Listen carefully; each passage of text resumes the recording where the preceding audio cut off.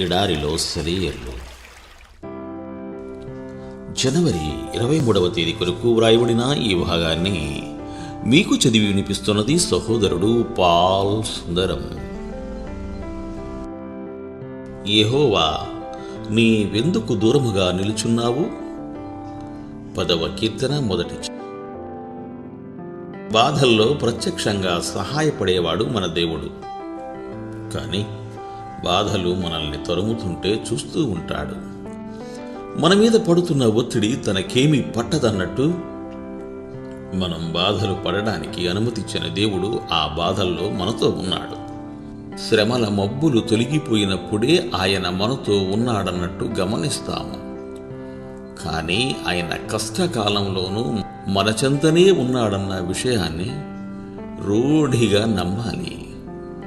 మన హృదయం ప్రేమిస్తున్న మన ప్రభుని మన కళ్ళు చూడలేకపోవచ్చు.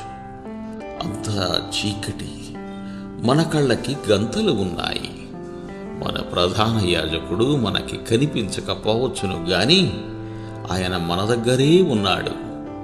కనిపించే దాని మీద కాక మనల్ని మోసపుచ్చని ఆయన విశ్వాస్యత గురించిన నమ్మకం మీద ఆధారపడాలి. మనం ఆయన్ని చూడకపోయినా ఆయనతో మాట్లాడాలి.